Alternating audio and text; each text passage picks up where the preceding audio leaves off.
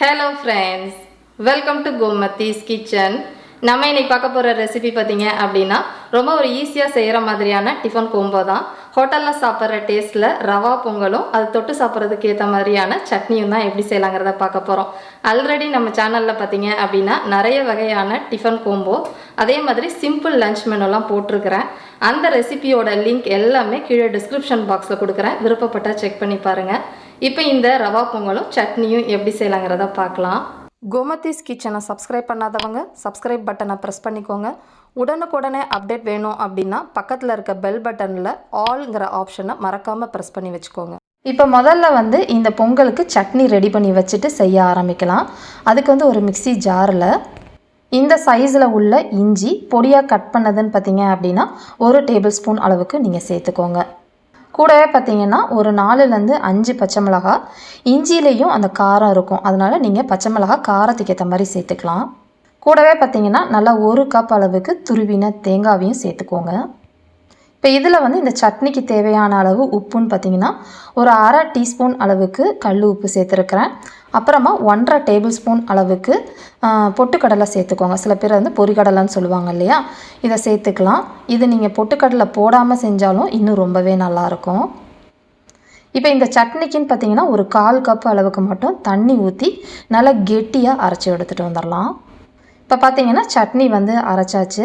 இதை ஒரு பாத்திரத்தில் மாற்றிட்டு இந்த சட்னியோட கன்சிஸ்டன்சி பார்த்திங்கன்னா இந்த அளவுக்கு இருந்துச்சுன்னா பொங்கலுக்கு வச்சு சாப்பிட்றதுக்கு ரொம்ப நல்லாயிருக்கும், தண்ணியாக இருக்கிறத விட. தாளிக்கிறதுக்குன்னு பார்த்திங்கன்னா கடுகு அதேமாதிரி கருவேப்பிலை ஒரே ஒரு வரமிளகாவை செவக்க விட்டுட்டு இதில் சேர்த்துக்க வேண்டியதான். நம்மளோட பொங்கலுக்கு ஏற்ற சட்னி ரெடி ஆகிடுச்சு.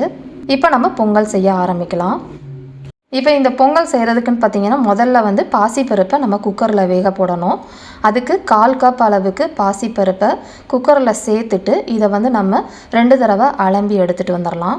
இப்போ அலம்பிட்டு பார்த்திங்கன்னா 1/4 கப்பு அளவு பருப்புக்கு அதில் 3 பங்கு அளவுக்கு தண்ணி ஊற்றி குக்கரில் வச்சுருக்கிறேன். இதை குக்கரில் ப்ரெஷர் வச்சு மிதமான தீயில் 2லேருந்து 3 விசில் வச்சிங்க அப்படின்னா பருப்பு நல்லா குழஞ்சி வெந்துடும். நீங்கள் உங்கள் குக்கருக்கு ஏற்ற மாதிரி ப்ரெஷர் வச்சு வேக வச்சுக்கோங்க. அது வேகிற சமயத்துக்குள்ளே நம்ம ரவையை வறுத்துக்கலாம். அதுக்கு ஒரு பேனில் நல்லா 1 டீஸ்பூன் போல் நெய் சேர்த்துருக்கிறேன். இன்றைக்கி நான் எடுத்துருக்கிறது 1/2 கப் அளவுக்கு வறுக்காத ரவை வாங்கியிருக்கிறேன் கடையில். நீங்கள் வறுத்த ரவை வாங்கினாலுமே இந்த மாதிரி நெய்யில் கொஞ்சம் நேரம் வறுத்துட்டு அதுக்கப்புறமா நீங்கள் செஞ்சோம் அப்படின்னா ரொம்பவே நல்லாயிருக்கும். இப்போ இதை மிதமான தீயில் கரெக்டாக ஒரு 3லேருந்து 4 நிமிஷம் வறுத்தோம்னா இந்த அளவுக்கு வாசனை வர அளவுக்கு வறுத்துக்கணும். நிறம் மாறக்கூடாது, கருகிடவும் கூடாது. இப்போ இதை ஒரு தட்டுக்கு மாற்றிக்கலாம். இப்போ பொங்கல் செய்கிறதுக்குன்னு பார்த்திங்கன்னா மிளகு சீரகமாக நம்ம தாளித்து வைக்கணும். அதுக்கு கிட்டத்தட்ட நான் 1 டேபிள் ஸ்பூன் அளவுக்கு நெய் சேர்த்துக்க போகிறேன். நெய் நல்லா சூடானதுக்கு அப்புறமா பார்த்திங்கன்னா ஒரு 1/2 டீஸ்பூன் அளவுக்கு மிளகு. இந்த மிளகு லைட்டாக பொரிய ஆரம்பிக்கிற சமயத்தில் 1/4 டீஸ்பூன் அளவுக்கு சீரகம் சேர்த்துக்கோங்க. இப்போ இந்த மிளகும் பொரியணும், சீரகமும் பொரியணும், கலர் மாறக்கூடாது. இந்த அளவுக்கு வறுபட்டதுக்கு அப்புறமா 1/8 டீஸ்பூன் அளவுக்கு பெருங்காய பொடி சேர்த்துருக்குறேன். இது கூடவே பார்த்தீங்க அப்படின்னா உங்கள் விருப்பத்துக்கு ஏற்ற மாதிரி அளவுக்கு முந்திரி பருப்பு, நான் ஒரு 6 முந்திரி பருப்பை பாதியாக உடச்சிட்டு இதில் சேர்த்துருக்குறேன். போட்டுட்டு இப்போ இதையும் லைட்டாக செவக்கிற அளவுக்கு இந்த நெய்யிலேயே வறுத்துக்கலாம். தீயை மிதமாக வச்சுக்கோங்க. இப்போ இந்தளவுக்கு செவந்ததுக்கு அப்புறமா ஒரே ஒரு டீஸ்பூன் அளவுக்கு பொடியாக நறுக்கின இஞ்சியை சேர்த்து அதையும் ஒரே ஒரு நிமிஷத்துக்கு வதக்கி விட்டுருங்க. இப்போ இந்த பொங்கலுக்குன்னு பார்த்தீங்கன்னா கொஞ்சம் கருவேப்பிலை அதிகமாக இருக்கணும். கருவேப்பிலை ரொம்ப பொரிய வேண்டாம். லைட்டாக ஒரு வதக்கினதுக்கு அப்புறமா நம்ம வறுத்து எடுத்து வச்சுருக்கோம் இல்லையா, அந்த ரவையும் இதிலையே சேர்த்துக்கோங்க. சேர்த்துட்டு இப்போ தீயை மிதமாக வச்சு இந்த நெய்யிலேயே இன்னும் ஒரு 1 நிமிஷத்துக்கு இந்த ரவையை வறுத்துக்கலாம். இந்த அளவுக்கு வறுப்பட்டதுக்கு அப்புறமா நம்ம வேக வச்சுருந்த பாசி பருப்பு இருக்கு இல்லையா, அதை நல்லா மசிச்சு விட்டுட்டு சூடாக இருக்கணும் அந்த பருப்பு, அப்போ தான் உங்களுக்கு கட்டிப்படாது.